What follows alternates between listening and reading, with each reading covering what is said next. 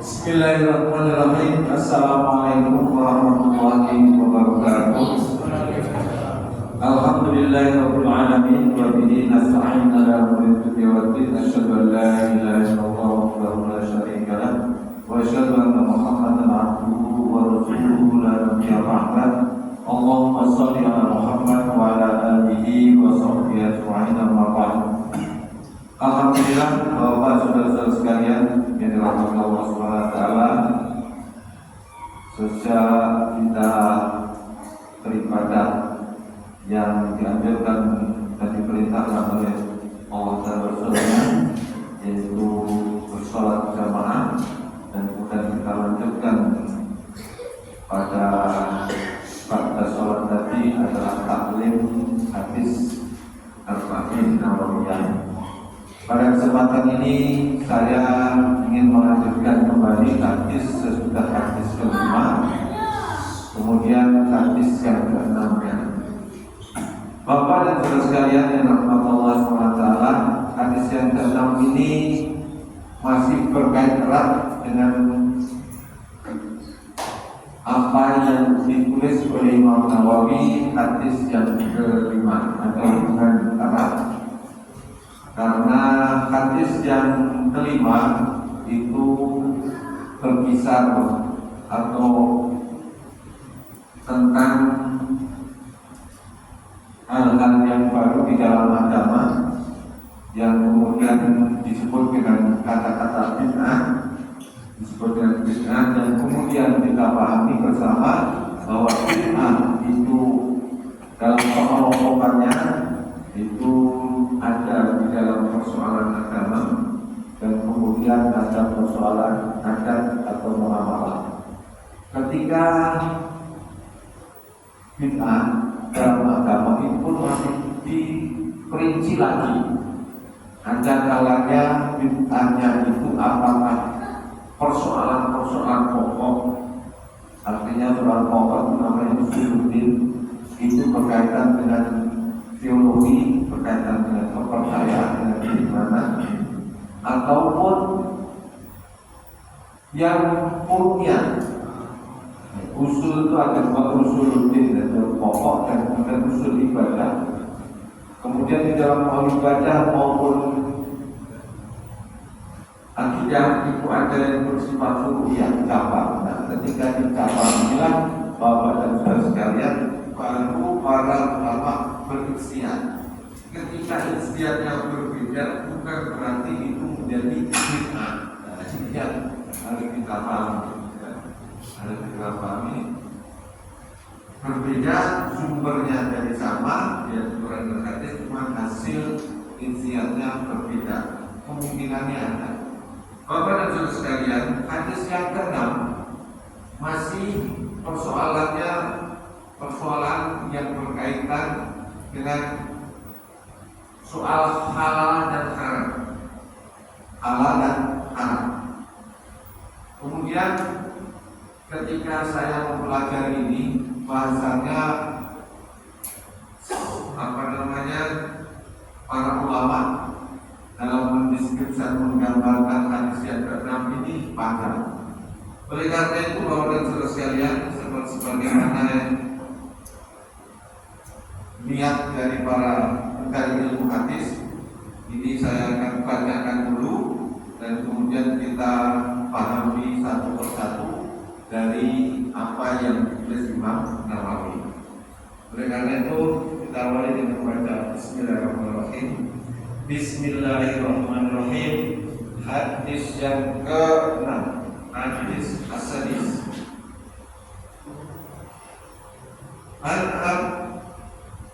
Abdullah An-Nu'man bin Bashir, dari Abdullah An-Nu'man bin Bashir radhiyallahu anhu maqala, ia berkata, Nu'man itu Abdullah An-Nu'man bin Bashir ini berkata, katanya apa?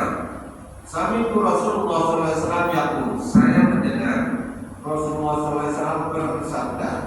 Artinya bahwa Nu'man ini beserta Rasulullah, karena dia mendengar.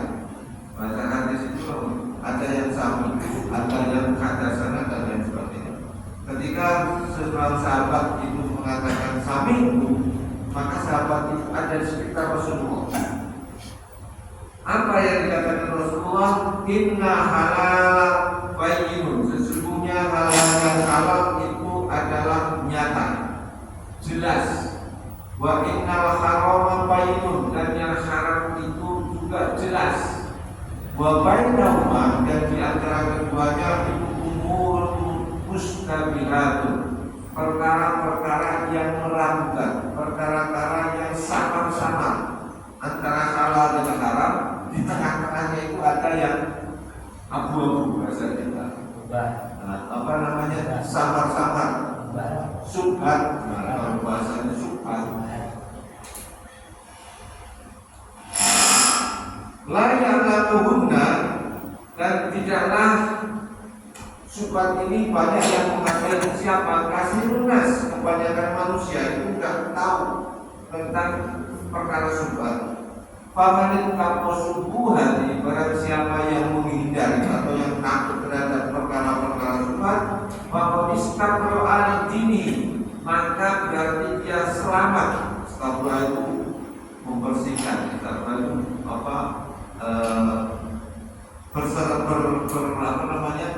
berlepas diri.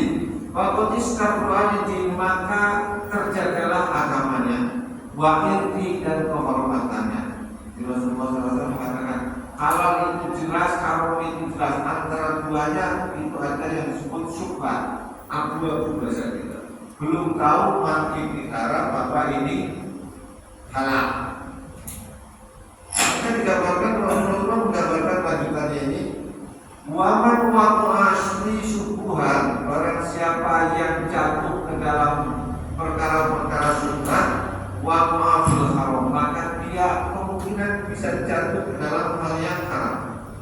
Beliau mengibaratkan karoi yar'a haulal khimar, ibaratnya dia itu penggembala kambing di tepi jurang.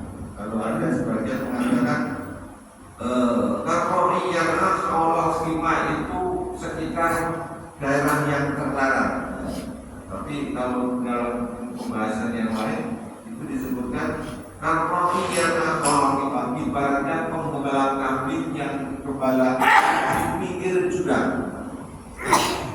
Ayat ta'at ini, maka kemungkinan bisa jatuh ke dalam jurang itu, atau kemungkinan bisa melampaui hal yang daerah terlarang tersebut. Ingatlah, wa inna likulli malikin, dan setiap raja itu atau penguasa itu himan, mempunyai daerah larangan. Wa inna lillahi maharimu, dan ingatlah daerah larangan Allah itu apa yang diharamkan. Dan ingat pula, inna fil jasadi, sesungguhnya di dalam tubuh manusia itu mudghatan, ada segumpal daging. Ila solihat solukal jasad, apabila segumpal daging itu bagus, maka bagus seluruh tubuh. Kullu, semuanya. Wa idza fasadat fasadat jasad kullu, dan apabila ini rusak maka rusak semua tubuhnya. Ingat sama uangnya Allah. Ingat, itulah namanya hati. Rawahul Bukhari dan Muslim. Hadis ini diriwayatkan oleh Bukhari dan Muslim. Artinya muttafaq alaih. Bapak, saudara-saudara sekalian yang dirahmati Allah Subhanahu wa taala, mari kita tengok hadis ini. Hadis ini adalah berasal dari Nu'man bin Bashir, seorang sahabat Rasulullah SAW, yang ketika Rasulullah SAW itu meninggal. Nu'man bin Bashir ini, bapak-bapak sekalian, ketika Rasulullah SAW meninggal itu baru berusia 8 atau 9 tahun. Jadi masih anak-anak, masih bocil. Tapi ketika dia mendengar itu berarti anak-anak ikut mengaji di hadapan Rasulullah. Nah, ini yang harus dipahami bahwa cukup berada di dalam pengajian Nabi Rasulullah, karena anak-anak ketika dia meriwayatkan umurnya diperkirakan paling sangat dia lahir itu pas 1 Hijriah, 1 Hijriah dia lahir, kemudian 10 Hijriah Rasulullah meninggal, berarti kan baru 9 tahun, kelas 4 SD, kalau kelas 4 SD itu tidak dikaji, karena ini yang diriwayatkan dari anak-anak. Maka bapak dan ibu sekalian, ada nanti saya ceritakan tentang riwayat yang berasal dari anak-anak. Bapak dan ibu sekalian yang dirahmati Allah Subhanahu wa taala, Nu'man bin Bashir, jadi sebagaimana yang saya sampaikan, bahwa setidak-tidaknya kita itu harus kenal sahabat Rasulullah SAW yang menyampaikan hadisnya. Kalau kita merujuk pada Imam Bukhari meriwayatkan itu dari gurunya, dari gurunya sudah sering saya sampaikan. Jadi Nu'man bin Bashir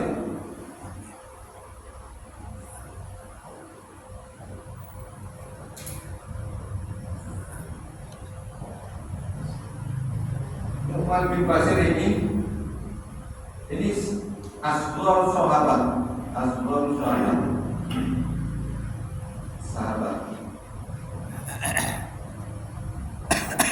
Ini harus tahu,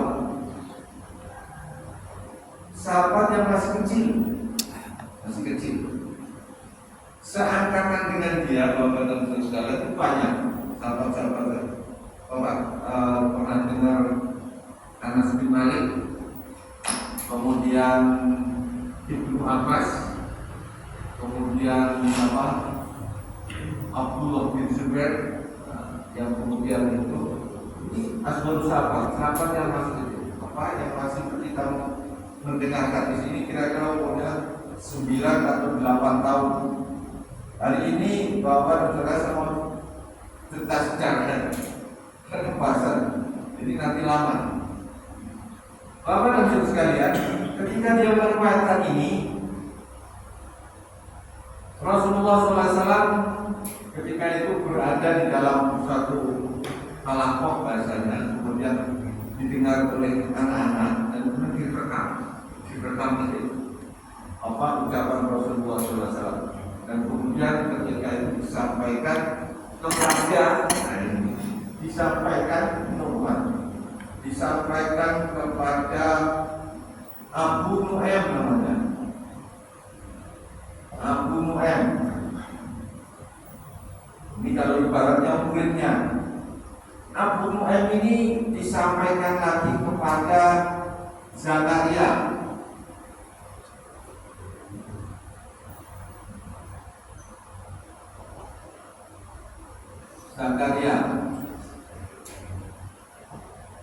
Kemudian dari Amir,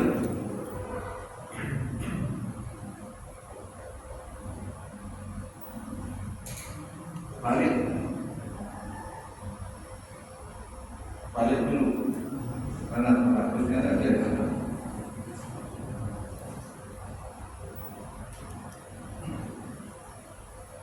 balik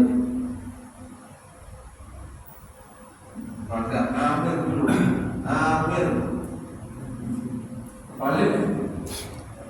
Amir ini kalau saya jadi perawat sudah nggak sah, nggak boleh. Terus kemudian turun kepada Zakaria, kemudian kepada Abu Nu'aim.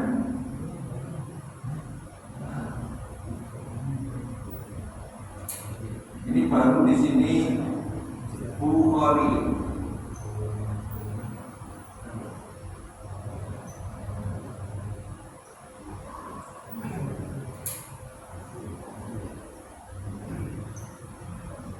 Jadi ada empat ya Bapak dan Ibu sekalian.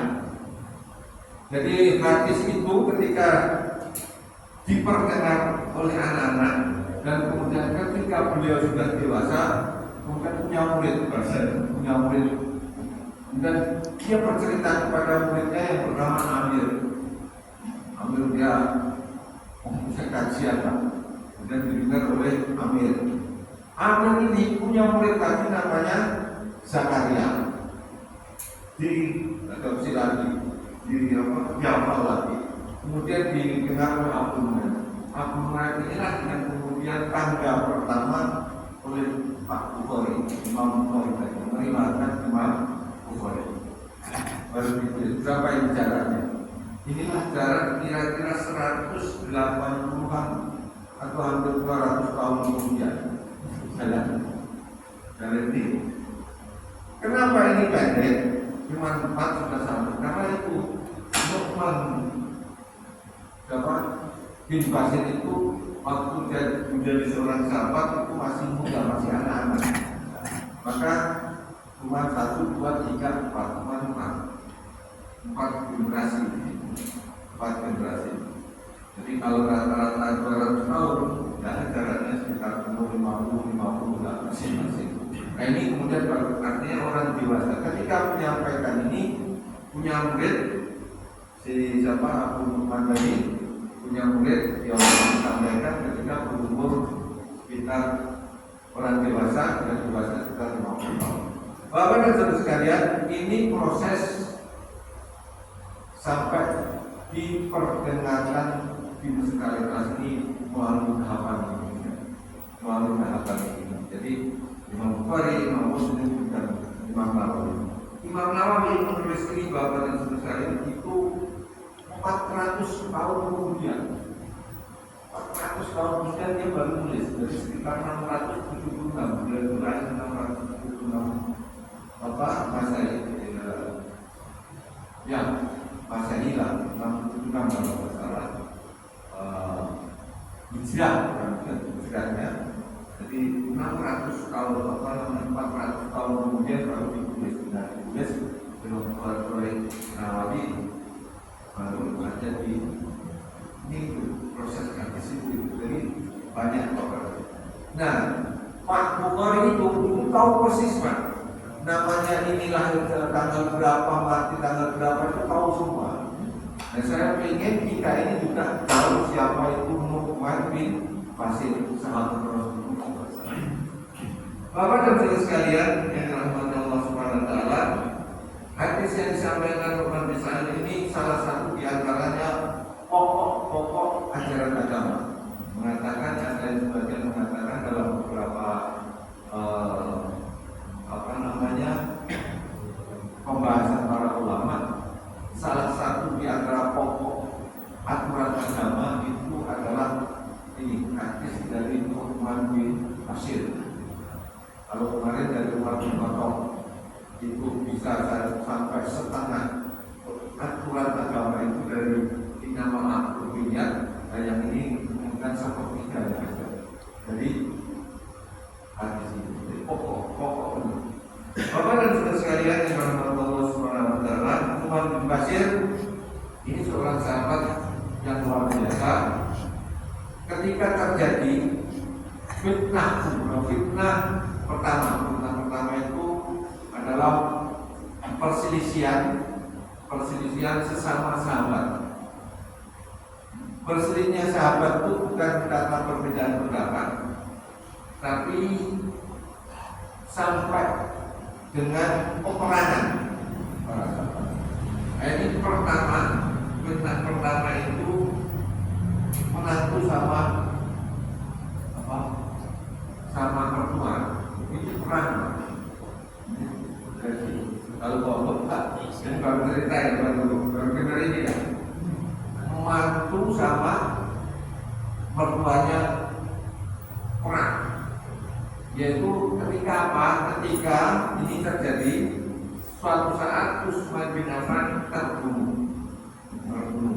Ketika terbunuh itu geger, dan kemudian para sahabat yang lain mengangkat Ali sebagai penggantinya. Ketika Ali diangkat jadi penggantinya. Ketika Ali mendapat penggantinya ini, yang pertama dilakukan Ali adalah mengganti seluruh pejabat-pejabat yang diangkat oleh Utsman bin Affan. Ini persoalan. Pejabat-pejabat gubernur, panglima perang itu dicopotin semua sama Ali untuk diganti. Bagaimana kita kalau kita ganti presiden ganti semua ya sama. Tidak begitu Pak. Kemudian Bapak akhirnya jangan itu dulu yang dipersoalkan. Siapa yang membunuh Utsman ini harus dijauhkan. Akhirnya karena perbedaan itu akhirnya perang. Ketika itu ibu kota pemerintahan dipindahkan oleh Ali bin Abi Thalib ke Kufah. Awalnya di Madinah, kemudian pindah ke Kufah. Supaya tidak status. Bukan Damaskus, Irak, Kufah. Kalau sekarang Irak, Kufah. Maka Bapak dan Saudara sekalian, terjadilah namanya fitnah dalam dunia Islam yang pertama. Peperangan antara Aisyah dan Ali bin Abi Thalib yang kemudian dikenal dengan perang unta, perang Jamal. Nah, Nu'man bin Bashir ini berpihak pada ketika terjadi peperangan itu tidak hanya itu saja Pak. Kemudian peperangan lagi fitnah yang kedua itu peperangan Muawiyah dengan Ali. Nah, Nu'man bin Bashir inilah memihak Muawiyah. Persoalannya di situ. Nu'man bin Bashir ini memihak Muawiyah. Namun Bapak dan Saudara sekalian, ketika Muawiyah itu menang dan kemudian ada teman sebayanya Nu'man bin Bashir ini adalah Abdullah bin Zubair, itu mendirikan kekhalifahan sendiri di Makkah yang mengangkat dirinya sebagai khalifah pengganti daripada Hasan bin Ali. Kemudian terjadi perang. Nu'man bin Bashir itu nyerang lagi ke temannya ini. Nah, akhirnya Abdullah bin Zubair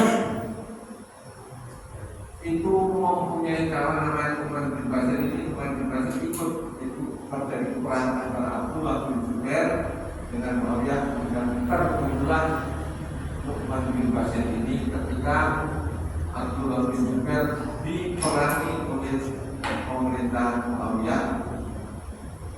Yang terjadi itu ketika Abdullah bin Zubair itu terbunuh dan kepalanya digantung di apa oleh Yusuf yang kemarin saya ceritakan, Hajjaj bin Yusuf.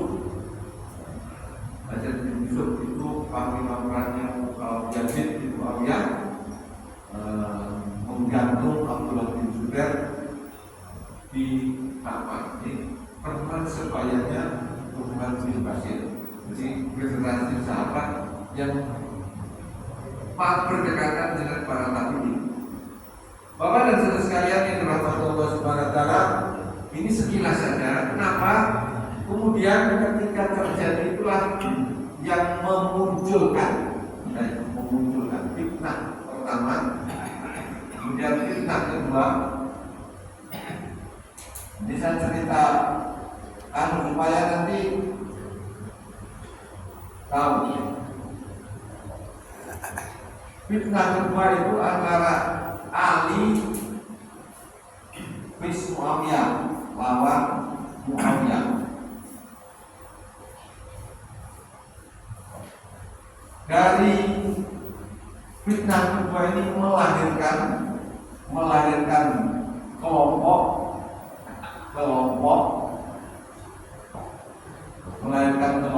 namanya satu Syiah, dua Khawarij.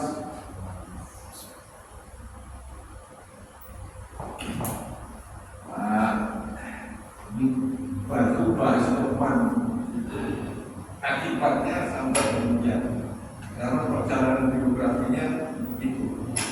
Kemudian Bapak dan Saudara sekalian, dari kelompok Syiah itu adalah orang yang membela Ali mati-matian. Khawarij itu dulu awalnya membela Ali, kemudian dia berang, nggak setuju, dan kemudian ini yang terjadi. Ini Bapak dan Saudara sekalian, sampai sekarang gara-gara perpecahan ini, maka secara teologis keimanannya itu berbeda.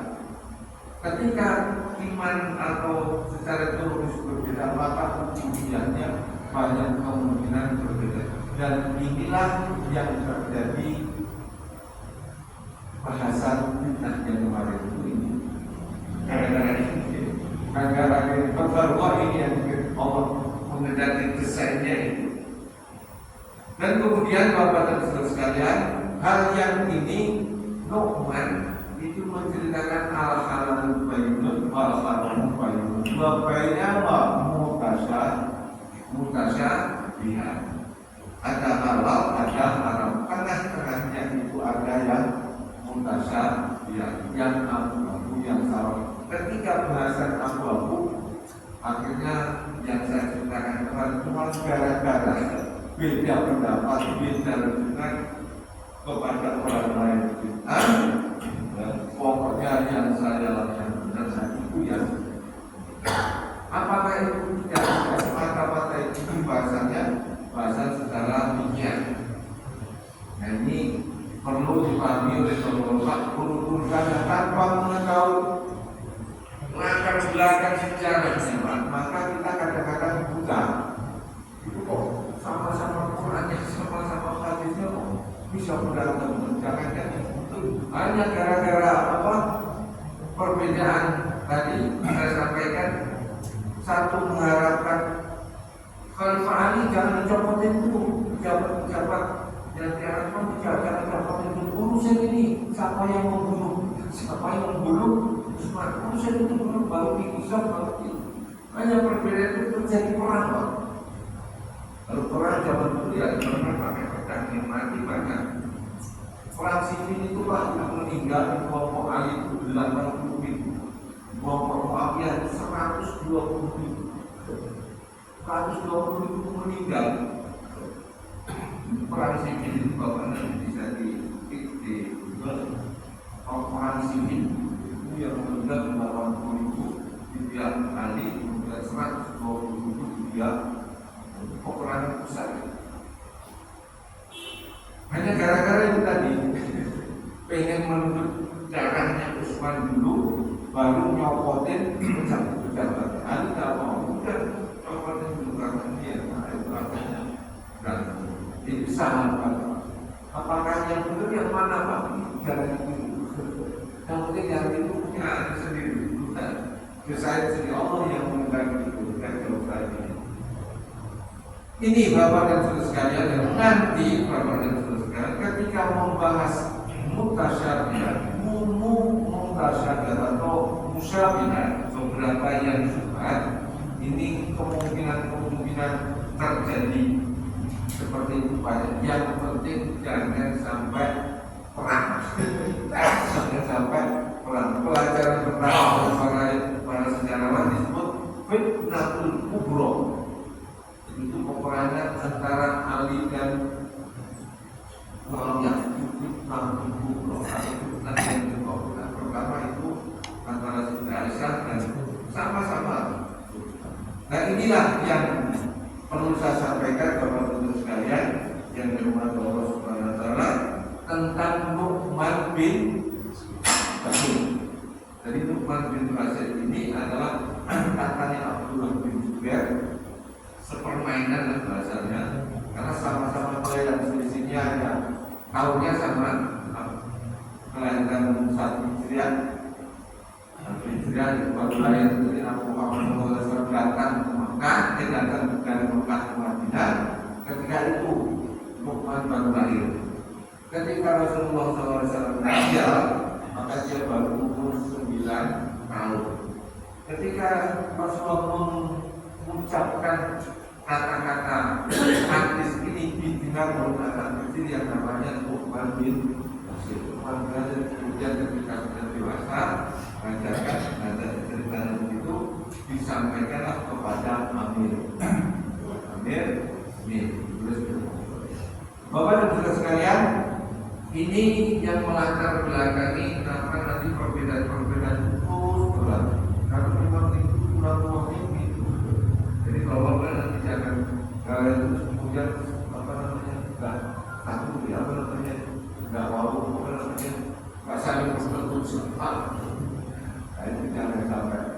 inilah Bapak dan Saudara sekalian yang perlu saya sampaikan mengenal Nu'man bin Bashir. Jadi ini seorang sahabat yang masih kecil. Banyak riwayat yang disampaikan didengar oleh masih anak-anak.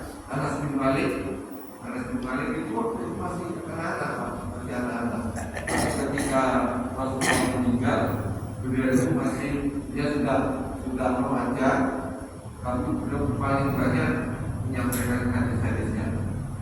Anas bin Malik.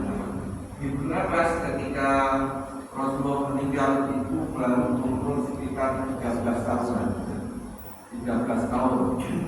Anak SMP. Abbas itu juga meriwayatkan paling banyak.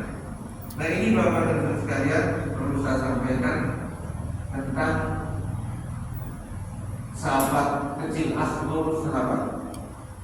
Tapi dalam segi pengetahuan yang luar biasa, apa yang dikeluarkan kemarin kita Anas kemarin untuk Rasulullah. Berapa itu dikeluarkan Rasulullah supaya paham agama dan paham tentang takdirnya Al-Quran. Bapak dan Saudara sekalian, ini yang dikehendaki oleh Imam Nawawi kepada para pencari ilmu hadis. Kalaulah bapak-bapak atau kita itu tidak mengenal siapa itu Amir, siapa itu Zakaria, siapa itu Abu Nu'aim, sebagaimana yang dikenal oleh penulis hadis ini, yang kita itu minimal tahu sahabat. Nah, itu sahabat tadi saya ceritakan. Ini tentang membahas Nu'man bin Bashir. Anekdot banyak, nanti bapak bisa lihat juga kalau mau. Ini tentang Nu'man bin Bashir itu. Sampai di sini mungkin bapak dan saudara sekalian, ini baru tentang cerita sanadnya. Sanad itu dinamakan kalau yang bukan sanad yang fasil. Artinya memang didengar langsung oleh para sahabat dan sahabat didengar langsung oleh atau Rasulullah, ucapan Rasulullah didengar langsung oleh sahabat. Itu namanya sanadnya muttasil. Mungkin sampai di sini Bapak dan Saudara sekalian yang dirahmati Allah tentang sejarah Nu'man bin Bashir. Jadi persoalan baru nanti kita membahas inna halal bayyinun wa inna haram bayyinun. Nanti insyaallah minggu depan kita bahas tentang macam hadis. Sampai di sini Bapak dan Saudara ada pertanyaan barangkali silakan. Kalau yang bertanya, ini mumpung masih tentang sejarah, jadi banyak tentang biografi daripada Nu'man bin Bashir. Kalau melihat dari sejarah ya, nanti kalau pengajar Rasulullah itu anak-anak juga remaja banyak ada anak-anak. Beda sama kita ya, kita mah pensiun lah. Jadi ya itulah kita dan namanya umat akhir zaman. Kita sadar betul umat akhir zaman itu sudah digambarkan Rasulullah SAW bahwa teruskan tadi Pak. Benar, selalu tidak prihatin nampak yang gaji kok bapak semua anak-anak remaja gada, anak-anak yang tinggi. Satu hal yang perlu saya sampaikan, teringat juga sabda Rasulullah SAW umat akhir zaman itu cuma satu, yaitu punya penyakit wahan. Wahan itu apa ya Rasulullah? Orang yang senang kubur dunia, wakarohiyat, orang yang senang dunia tapi takut mati. Karena berapa banyak orang tak takut, tak punya pekerjaan, takut macam-macam. Sekarang sekolah itu orientasinya tidak cari ilmu, orientasinya lulus cari kerja supaya makanya ya buku dia semua dari kita semua. Nah, itulah kira-kira. Kemudian kalau nggak takut apa, kalau punya kerjaan takut mati, orang itu persaingan ya. Sekarang ya akhir zaman itu maka bahwa sekarang Islam nanti banyak tetapi kayak buih di lautan.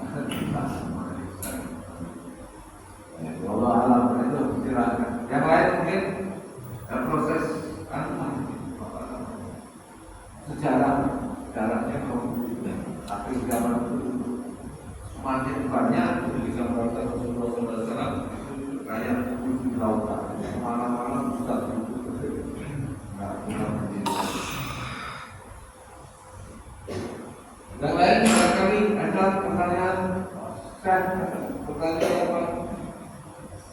Sejarah. Udah pernah dengar perang sipil belum? Hah? Perang sipil antara Ali dan Muawiyah.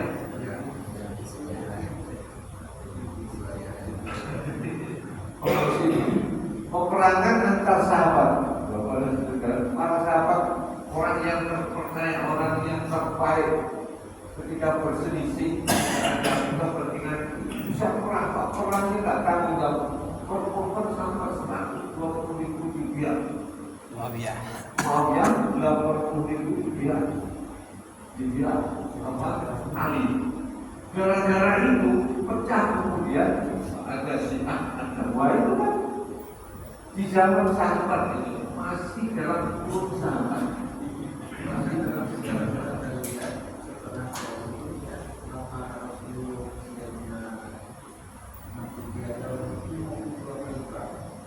Kalau Rasulullah SAW perangnya ada dua kategori perang dalam suatu waktu. Ada yang Ghazwah itu artinya peperangan yang dipimpin langsung oleh Rasulullah. Kemudian Sariyah di ekspedisi itu didelegasikan kepada para sahabat. Nah, peperangan Rasulullah itu menurut para sejarah, seolah saya belum baca sekitar mungkin kalau sama peperangan Sariyah itu memang 52 itu dua-duanya. Tapi peperangan terbesar itu di zaman Rasulullah itu Badar, kemudian Uhud, kemudian perang Khaibar, kemudian perang Tabuk dan perang memerangi peperangan di Tabuk dan peperangan Tabuk. Itu ada beberapa yang besar.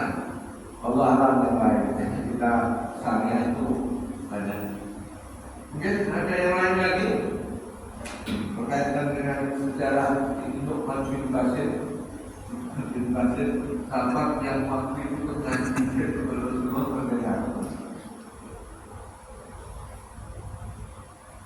Sebaiknya apa yang sudah diberitakan ada dokumentasinya. Asal sahabat ini kan yang kemudian nanti di belakang itu pemegang peran dalam soal keilmuan dalam Islam. Dan keilmuan dalam Islam itu dari asal sahabat ini. Anas bin Malik, Ibnu Abbas, Ibnu Umar, kemudian Ibnu Mas'ud, kemudian siapa? Ibnu Amr, anaknya Amr. Pokoknya pemegang nanti memegang merujuk kepada sahabat-sahabat Rasul waktu itu. Karena sahabat-sahabat sepuh itu sudah meninggal. Seangkatan dengan Khalifah itu, Abu Bakar, Umar, Utsman, Ali, itu sudah meninggal semua banyak. Kemudian anaknya Umar, anaknya Ali, nah itu baru ini masih sahabat. Nah itulah yang sudah menyebar ke seluruh dunia Islam ini, menyebar ke Kufah, yang ada yang ke Aljazair, ada yang ke Yaman, ada yang ke itulah yang kemudian kalau pada sekarang murid-muridnya yang disebut tabi'in itu yang mendokumentasi tentang hadis-hadis Rasulullah dan juga Al-Quran. Al-Quran itu didokumentasi, dibukukan, didewankan, itu generasinya, muridnya, anaknya para sahabat. Jadi itu ya, dari beberapa sekarang kalau itu dalam dunia intelektual Islam itu pemegang otoritas yang paling itu adalah murid-murid daripada para sahabat itu. Dari mulai muridnya Ibnu Abbas, muridnya Ibnu Mas'ud dan lain sebagainya. Mungkin itu Bapak dan Saudara sekalian, dan tujuh mungkin nanti kita khusus tentang itu fitnatul ula maupun fitnatul kubra yang terjadi antara peperangan menantu dan pertua. Aisyah itu kan Nabi punya anak, Nabi punya anak Fatimah di istri oleh Ali bin Abi Thalib. Kemudian perang sama ibu tirinya. Jadi mungkin itu Bapak dan Ibu sekalian rahmatullah Allah Subhanahu wa taala. Ini dari segi sanad yang kita bahas, insya Allah minggu depan kita bahas tentang matan hadis yang bunyinya inna halal bayyinun wa inna haram ma bayyinun. Insyaallah. Hari kita tuh berkaitan dengan Tuhan. Wa kepada Allah Subhanahu wa taala, kepada Allah Subhanahu wa taala dan juga kepada Allah.